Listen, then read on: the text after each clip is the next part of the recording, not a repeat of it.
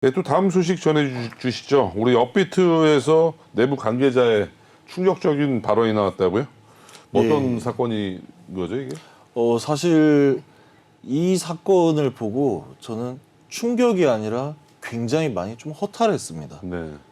제가 지금 몸을 담고 있는 이 시장이 이렇게까지 돼버렸나? 어디까지 추락을 할 것인가? 네. 라는 뭐 그런 생각을 하게 되는데 네. 이번에 경찰대학에서 보이스피싱에 네. 관한 컨퍼런스를 두나무와 네. 두나무의 업비트와 같이 공동으로 진행을 했어요. 네. 거기에 이해붕 네. 투자자 보호센터장이 참여를 해서 네.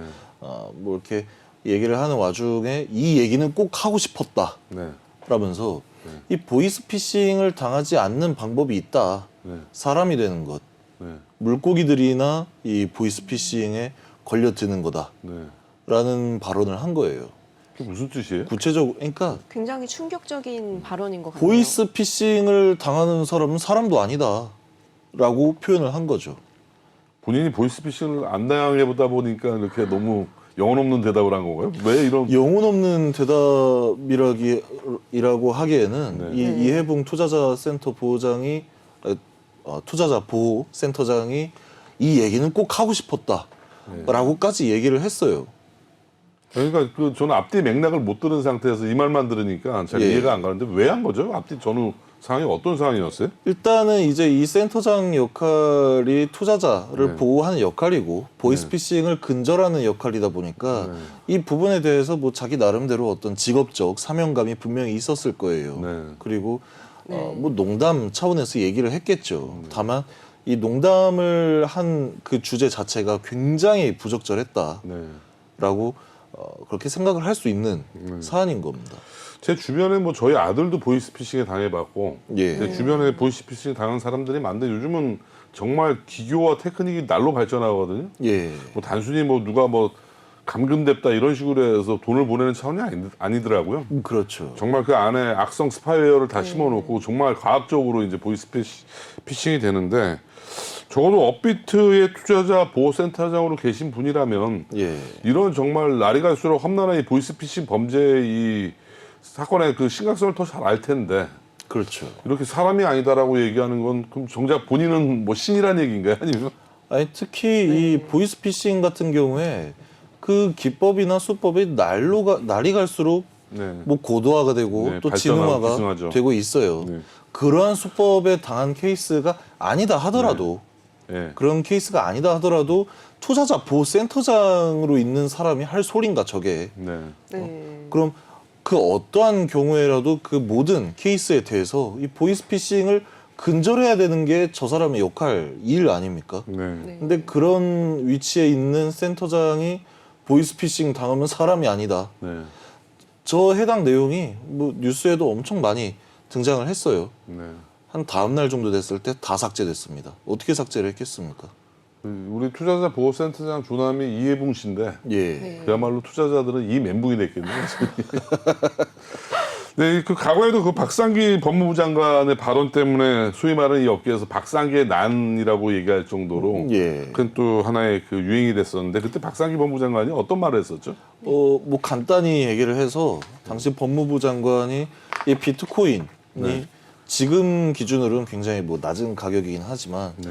당시에 뭐 몇백만 원, 뭐 400만 원, 500만 원을 호가하던 비트코인이 2,500만 원까지 가고 특히 또 리플 같은 경우에 270원, 300원 하던 게 뭐 4,500원, 4,800원까지 올라오고 네. 하다 보니까 이거에 대한 뭐 주의나 아니면 경각심이 많이 일어났던 뭐 시대적 상황이었어요. 네. 그 시기가.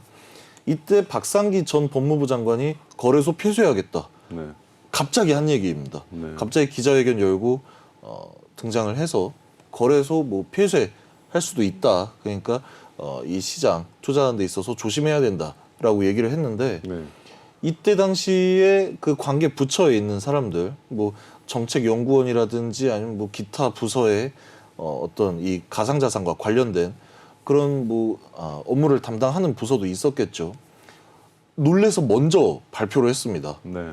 우리랑 협의 없었다. 네. 왜 저런 얘기를 하는지 모르겠는데 이때 왜냐하면 박상기 전 법무부 장관이 뭐 금융위원회라든지 금융감독원과 협의를 해서 거래소 폐쇄하겠다라고 얘기했는데 막상 그 당사자들이 우리는 그런 뭐 의논을 그렇죠. 한 적이 없다라고 얘기를 한 거죠. 그 당시에 법무부 장관 소관도 아니잖아요. 어떻게 보면 이게 다. 그렇죠. 네. 그러니까 왜 했는지가 사실 이해가 안 가요. 네. 굉장히 이때 당시에 뭐 커뮤니티의 반응은 저런 위치에 있는 사람이 네. 정말 뭐 의논도 없이 공부도 없이 저런 무서운 표정 지으면서 공개 석상에서 거래소 폐쇄하겠다 하면은 이 시장이 어떻게 될지 분명히 본인은 알고 있었을 거다.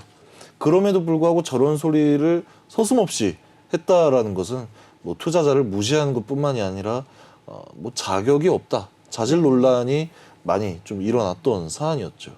그럼 다시 얘기를 돌리면 아까 그 업비트 예. 이해봉 센터장은 공식적으로 뭐 사과 발언을 했나요? 아니면 업비트 회사에서 뭐 대응 발언이 있었나요? 오히려 그 내용에 대한 어떤 언론 보도라든지 이런 부분들이 많이 좀 없어지고 있는 없어지고 추세이죠. 있다고요, 기사가? 예. 뭐 줄어들고 있나요? 아니면 기사가 삭제되고 있는 건가요? 기사가 올라왔다가 네. 뭐 다음 날에 보면 그 기사가 삭제돼 있던가.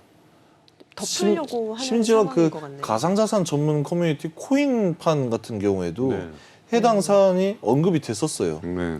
검색을 하면 아직 구글에는 나와요. 네. 클릭을 네. 하면 삭제돼 있습니다. 기사가 삭제되고 있다. 예. 참 더 궁금해지네요, 정말. 그렇죠. 네. 기사가 삭제가 된다. 그럼 뭐 뒷단에 뭔가 상당히 또 많은 이야기들이 있었겠네요.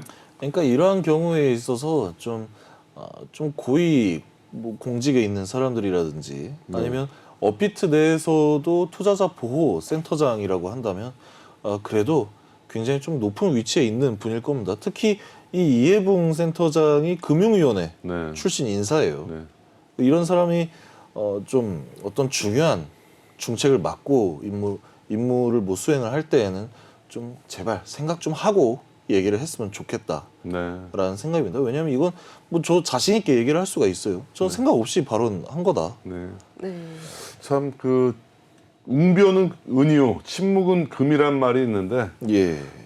위에 계실수록 좀 이렇게 자신이 하는 발언에 대해서 좀 더 신중하고 좀 감옥한 발언들 좀 했으면 좋겠습니다. 예. 오늘도 가상화폐 소식 전해주신 김영석 위원 수고 많으셨습니다. 다음 주에 뵙겠습니다. 예, 감사합니다. 감사합니다. 자, 그 5월 가정의 달이 왔습니다. 벌써 네. 도로마다 길거리마다 정말 실록이 가득하죠.